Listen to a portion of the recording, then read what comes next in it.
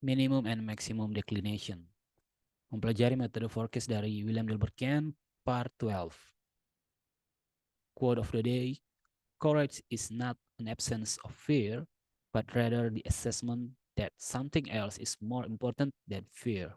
Franklin D. Roosevelt. Jadi pertama kita harus tahu terlebih dahulu apa itu longitude dan latitude ya. Para ahli atau pemetaan, para ahli pemetaan atau kartografer juga ahli geografi melacak garis horizontal dan vertikal yang disebut garis lintang dan garis bujur di seluruh permukaan bumi untuk menentukan titik di dunia. Mungkin Anda pernah mendengar dan mempelajari hal ini sewaktu SD. Nah, ini seperti yang di video sebelumnya ya, dan sekarang ini penjelasan sedikit lebih detail.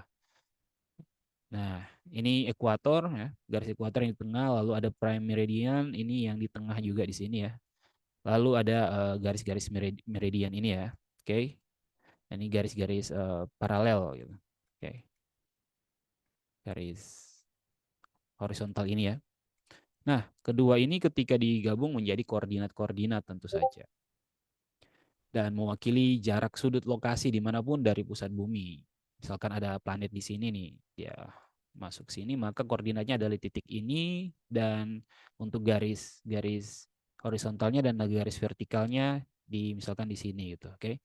Nah, ini yang dikenal dengan lintang dan bujur tentu saja. Pasti Anda sudah pernah mendengar ini di sewaktu SD. Oke. Seperti yang sudah dijelaskan pada video sebelumnya, planetary declination adalah sudut antara garis ekuator bumi dengan garis orbit planet di sekitar bumi. Setiap planet memiliki declination yang berbeda-beda dan dapat berubah-ubah sesuai dengan pergerakan planet tersebut di sekitar bumi. Nah, sekarang kita akan menjelaskan gimana sih minimum dan maximum declination. Oke. Jadi kita lihat ya di sini ada dia masuk ketika Northern Hemisphere ya, Hemisphere dan Southern Hemisphere di sini ada. Ini pembaginya adalah garis ekuator ini 0 derajat. Oke. Di sini kita juga dapat menggunakan melihat ini melalui astrolog untuk planet-planet ataupun bulan ketika dia berada dalam maksimum atau minimum declination-nya. Tapi kita juga dapat menggunakan Google tentu saja untuk mengetahui tanggal-tanggal planetary declination tersebut ya. Paling mudah dan paling simple. Oke. Jadi seperti yang sudah dikatakan sebelumnya, ketika misalkan bulan ataupun anggap saja Mercury ketika Mercury bergerak mengelilingi bumi ya. Oke. Anggap saja perputarannya seperti ini. Maka ketika Mercury berada di titik ini ya, dia di sini, maka kita melihat misalkan dia ada di sini gitu. Oke, kita melacak. Kita akan melihat bahwa dia sebenarnya sudah berada di sekitar sini. Anggap saya titik ini ya, garis ini gitu. Oke. Maka ini adalah derajat di mana Mercury berada dalam, bisa dikatakan latitude ya. Jadi latitude gitu. Kalau longitude itu kita lihat seperti ini perputarannya, lalu anggap saja ini dua dimensi ya, lalu bumi ya, misalkan di sini Mercury, maka ini longitude-nya gitu. Oke. Longitude-nya. Nah, kalau latitude kita melihat dari perputaran Mercury-nya ini di sekitar bumi, oke, dengan sudut ke atas atau ke bawah dari ekuator 0 derajat ini, oke.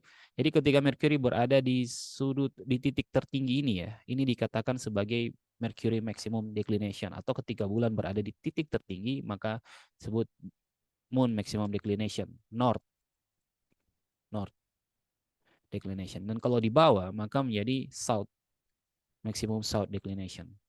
Oke. Dan ini titik tengahnya ini 0 declination ya. Pergantian, misalkan pergantian dari north ke south atau south ke north gitu di sini. South ke north. Nah, untuk garis-garis ini ya, untuk garis perputaran ini tentu saja berbeda-beda, tiap planet itu berbeda-beda, atau bulan pun berbeda dengan Mercury gitu. Jadi kalau bulan bisa sampai sekitar 20-an lebih derajat, mungkin Mercury bisa lebih ataupun kurang, tergantung gitu. Oke. Jadi kira-kira demikian ya. Jangan lupa kalau misalkan mau mencari contoh apa hubungan declination atau planetary declination ini terhadap pasar keuangan, Anda juga bisa cari pertama-tama yaitu tanggal kapan terjadi maksimum atau minimum declination. Lalu kapan declination-nya berada di titik 0 derajat. Nah, nanti Anda bisa cek di pair atau instrumen tertentu apa yang terjadi di situ. Contoh, dia bisa terjadi peningkatan volume atau pembalikan arah atau penerusan arah dengan peningkatan volume. Nah, hal-hal seperti ini atau breakout ataupun reversal itu dapat terjadi ketika tanggal-tanggal seperti ini. Nah, itu ada memang bukan hanya declination saja, ada beberapa faktor lain juga. Tapi kalau mau untuk meriset seperti itulah kira-kira. Nah, mungkin nanti contoh risetnya akan kita masukkan ke video selanjutnya ya. Oke? Tapi bukan tentang planetary declination. Video selanjutnya adalah tentang sun and moon. Jadi, thank you. Sharing is caring.